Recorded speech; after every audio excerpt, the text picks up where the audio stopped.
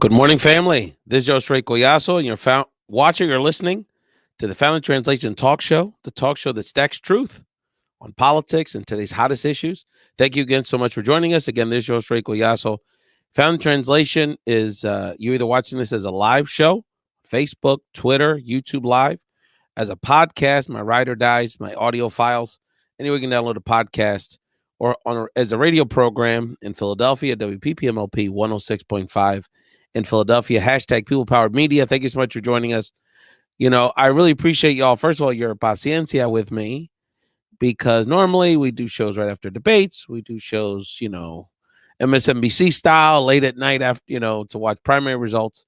Like many of you, I've needed a couple days. I've needed a couple days to get myself together because of the coronavirus and all of the changes and really fundamental changes to our lifestyle as Americans that we're all dealing with. We got people working from home. We got children doing, so all of us, like many of you out there, I'm not only making career adjustments, family adjustments, part-time teaching, elementary school, and really just trying to prepare for something that's unprecedented, at least as an American living in the mainland United States.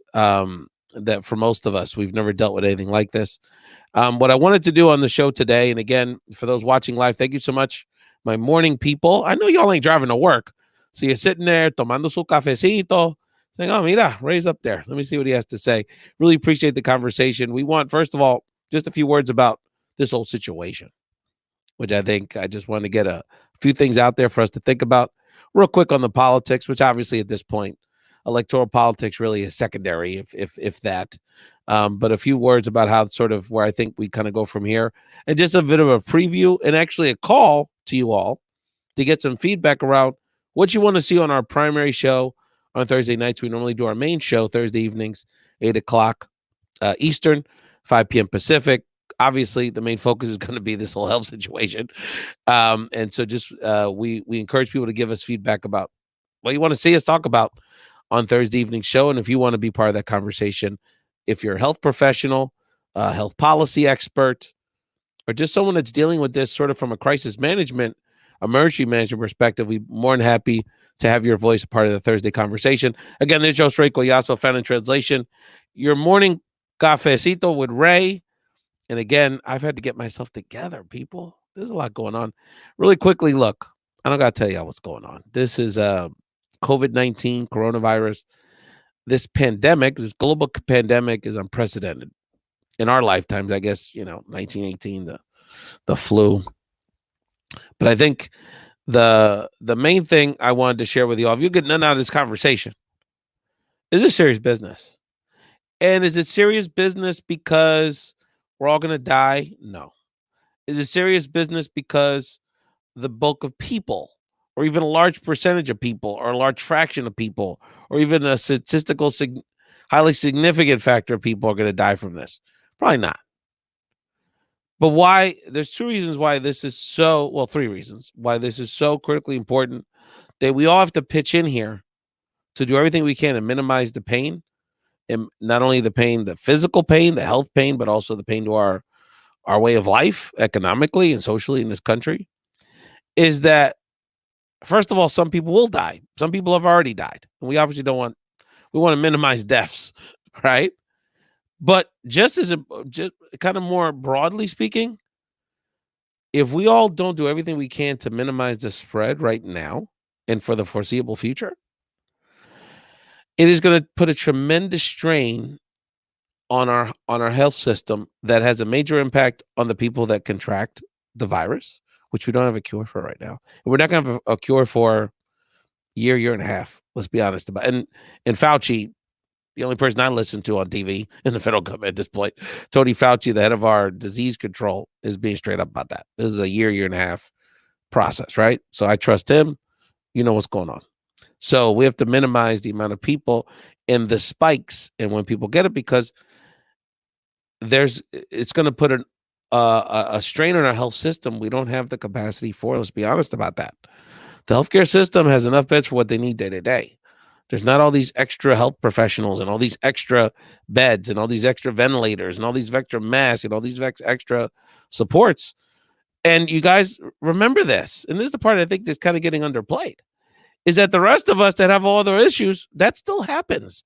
That person's kidney problem that's, doesn't stop because of the coronavirus. So all of the rest of us don't need an overrun health system, because that's going to put a strain on people that could relatively be taken care of in a normal scenario with a virus on the level of corona. The people that are going to get complications, particularly are elderly and people with pre-existing conditions, and or just the people that, in a normal, but that are going to get less care, and our care is going to suffer across the board, and that's going to make a major impact. Also, we have to be cognizant. I'm going to focus on this quite a bit on Thursday's show, on our healthcare professionals and the people that work in our healthcare system. We have to keep them healthy. We have to keep them sane. There's only so much they're going to be able to do for us if there's a strain on the system. This is Jose Collazo, the Found Translation Talk Show. As part of that, there's been a meme, and I can't repeat it here because we do this on the radio. F, go home, stay the F home. Y'all need to stay home, because, this answer of this practice run of, well, I'm not sick, it's no big deal. Y'all need to stay home, because healthy people can carry it over to people that aren't so healthy. And we have to do everything we can to minimize the spread of this whole situation. The problem, of course, you're going to say, well, on TV, there's not that many people that are sick. I see the numbers. They don't seem like big numbers in a country with 330 million people. The problem is we haven't gotten tested, broadly speaking. We don't know. And that is the issue. We don't know. And that's the core problem, because I can't sit here, no medical professional. There's nobody in America can really tell you a full extent of the spread of this virus at this point, because we don't know. Because we haven't had the kind of testing that by rights we should have had a fair amount of by now, and that Korea's already had, and other countries there's no reason why we shouldn't have much more testing, and we know the negligence that led to that.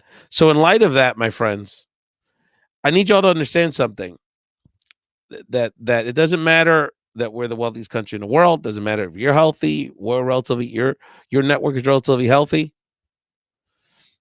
This can spread in a very serious way. And so we need to all do what we can personally to minimize the spread. And so we also know that this could take a bad turn, because people that follow and have been engaged in what's happened on the island of Puerto Rico, that still has people, by the way, that are homeless from the earthquakes from the last several months, homeless from the hurricanes from over 2 years ago. Still parts of the island don't have their utilities. We know how American citizens, if there's real neglect, can get treated. And so now we're starting to get a little taste here on the mainland of how neglect and lack of care and real bad mismanagement can impact all of our lives.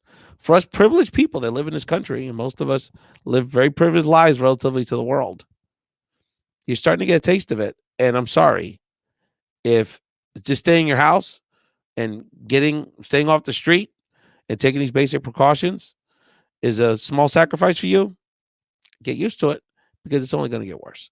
This is Jose Collazo, Found in Translation. As it relates to the politics, look, at the end of the day, most of us can take care of ourselves. It's a reality.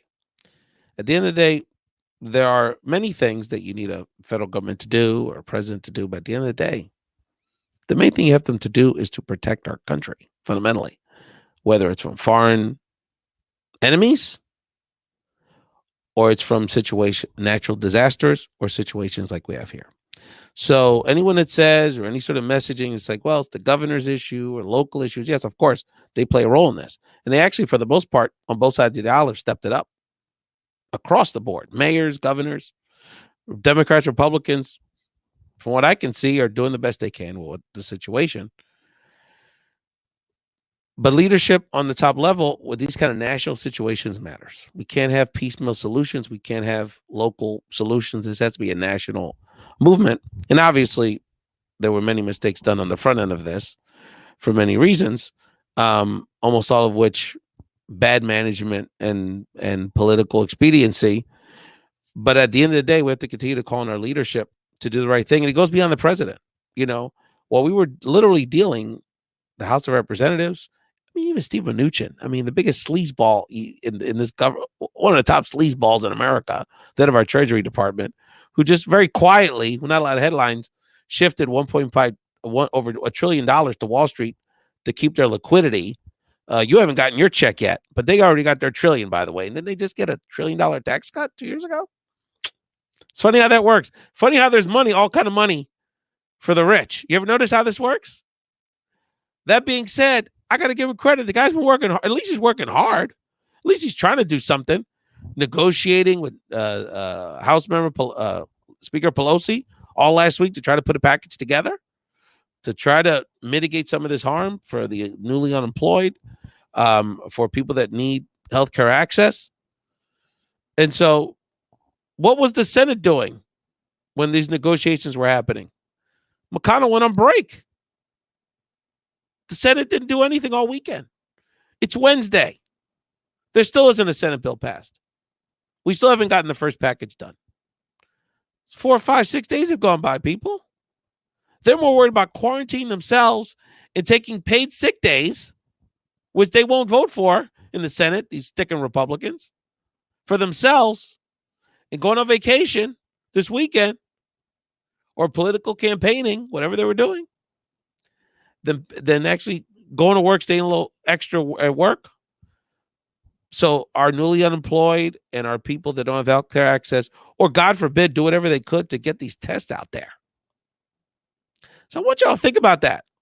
Can you imagine if you were a boss at your business or you were the leader of whatever entity it is, and you had people literally that were going to go get unemployed and literally needed to get tested, see if they had this virus that has no cure at this point, no vaccine, and you went home for the weekend? As it relates to the politics, you know, Sunday, I chatted about it on Facebook. There was a lot of spirited discussion about the debate Sunday night. The whole thing was just odd. I was actually supposed to be there, fam, in Arizona. But that got canceled. A lot of discussion. I had put some comments out. I thought it was interesting. Bernie kind of rope-a-doped them, I thought, in the beginning, in that he said, he basically made it very clear publicly, I'm going to play it nice. But then when Biden didn't come real strong in the very beginning, Bernie couldn't help himself. I mean, the guy waited for this his whole life to get a shot on his national platform to take on, one of the faces of the Democratic establishment the last 40 years, Joe Biden, Vice President Biden. And of course, he gets his shot when it's basically already over and this global pandemic's taking place. So whatever they say, instead of take it with a grain of salt. The bottom line is it's over. It's over. I said it last week. Nothing that happened yesterday in Florida, Illinois, and Arizona just put the stake in the last nail in the coffin. And I think Bernie knows. God bless him, but he knows. It's time to, for all his faults, for the fact that Biden did very little in reality, to win this nomination over the last year and a half. The whole thing was mediocre from top to bottom. I think even Sunday he was fine. I think this is actually kind of this is his strong suit. These kind of moments, because he's empathetic, he's relatable. He understands the importance of government. He obviously believes the importance of the federal government. He understands the levers of government, how in terms of Congress, the administration, the departments, how all of the pieces fit together. So this pandemic speaks to the fact of, sort of plays off his strengths, his experience. Look, his gravitas. The guy's always had it in that sense.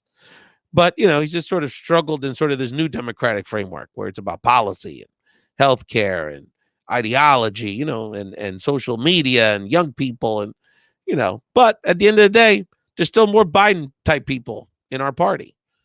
And it is what it is. I could sit here and whine about it, but the reality is the voters have spoken. And I think we have to, I call on Senator Sanders to, I would end my candidacy as soon as possible, because I don't even know there's going to be more debates. I don't even know can be more elections. It was a tough judgment call I don't blame any of the states for doing how they handled it. You want to have a democracy, but the health. So what Ohio did, I can't really fault them. How Arizona, Florida, and Illinois, particularly Florida and Arizona, because they have a lot of early vote by mail options and they have the culture of that, I don't fault them. Seems like the turnout on election day in Illinois was certainly lower than expected. Understandable. Um, but I think I call on Sanders to. I think at this point, I think the voters have spoken. I think that we have many months to still push the agenda. We've already seen the fruits of that. Hey, look, the Republicans are call, are calling on Yank stuff.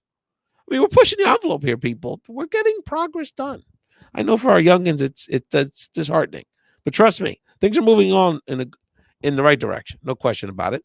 And at the end of the day, we knew always Senator Sanders, God love him, was not the perfect vessel for this. I mean, I thought about it the other day. If Ro Khanna had been the candidate, just thinking about the way he comes off and his measuredness, and just Senator Sanders at the end of the day just wasn't quite strong a political figure and a political athlete, if that makes sense, to pull this off. It would have been hard enough to pull off, but look how far he came. God bless him.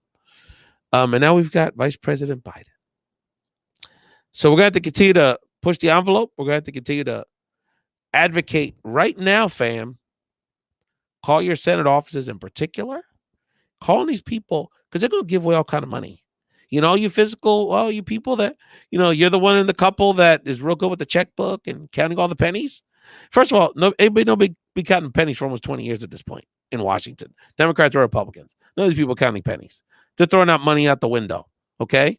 So at this point, the point is the people that really need it, those hourly workers, the people that are getting laid off this week, the gig economy workers, the people that are on the fringe of our society, the people that are incarcerated that need to be tested, the people that are undocumented that are being incarcerated on our southern border, particularly our children, need to be protected health-wise. Those people that are living on the fringe of society, people who don't have health care, limited health care, that need a test, that are feeling sick. I had a friend, I don't want to call her out. Well, she's been public. Erica Almiron, celebrated activist in Philadelphia. This woman has health care. This woman's a professional. Woman has resources. Took her almost 10 days to get a test. She's sick. She hasn't been feeling well. So the mortgages, that payments have to be frozen, utility payments have to be frozen. You want that kind of stuff? You want that check that Romney's talking about, my man Yankman talking about, and Democrats are talking about now, and some Republicans talking about now? Y'all need to call your senators. I don't care if the Democrats or Republicans. Tell them to get it together, because the House and even the administration is coming up with some policies. We can debate it, but at least they're trying. But these senators got to get it together and and push them to not just give away all the money to the corporate people that they already started to do. I love cruises, but we don't need to give the cruise industry $1 trillion right now. They can go into bankruptcy. We can figure out a way to compensate their employees. That money's got to get out to the people. Write them a check, waive healthcare costs, make unemployment 100% of your old pay. Those are the kind of things we need to do. Expand food stamps. Can we get the tests out here? Can people get tested? That's what I'd like to see. These are the kind of things that all of us have to step up and call on our federal government, to these Senate offices. Call your senators. Again, I don't care if they're Democrats or Republicans. Call them. Say they have to pass something. It's Wednesday already. This is ridiculous. The House and Mnuchin had a deal cut Friday. It's Wednesday. And there's many deals that have to be cut. Again, call on your senators, call on your members of Congress and the administration to pass legislation that's going to get money in your pocket. Not Wall Street, not the airline industry, not the hotel industry. They have ways, they'll be okay. Let's take care of the workers that work at those places with 100% unemployment benefits and all the things that we've laid out, these obvious things. God forbid people have health care. It's really interesting. My final comment to you people. And so many of y'all love to talk about, Bernie, socialism. I never vote for a socialist. He's too liberal. He's going to waste all our money. First of all, y'all got I don't know if y'all, newsflash people, you got a $20 trillion debt. So y'all got all kind of issues there. And then y'all made a big stink about it before, or many of you have made a stink about it before. Let's keep it real. And by the way, the Republicans, they've been the biggest spenders of all time between the last Bush and Trump. And I don't see y'all, anyway. But the bottom line is, now that the middle class is in need, and quite frankly, white middle class people are going to be suffering, Now there's all kind of socialism for everybody. Now they're going to write checks. It's interesting. The senator from Utah is the first one to say it. Isn't that interesting? The Republican senator from Utah is the first one to say, let's just write everybody a check.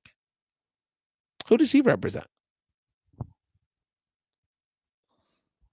I'm just keeping it real with y'all. Now, of course, all of us could benefit from that, including people like me, a minority who's middle class. But the reality is they ain't writing that check because of me. Or they're not discussing writing these checks because of me. Because now the impact is much broader. Very interesting.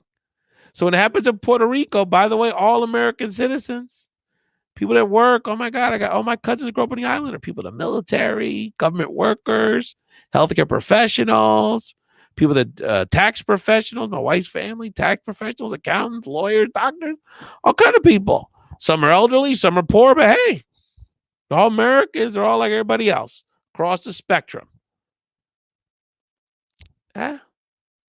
Hurricane, people homeless. Now this impacts all of us here. A little more of the up. And by the way, they ain't doing this because of the poor people here. Let's keep it real. They're doing it now because it's impacting all strata of society. KD got the coronavirus, fam. Tom Hanks got it. It's very interesting how that works.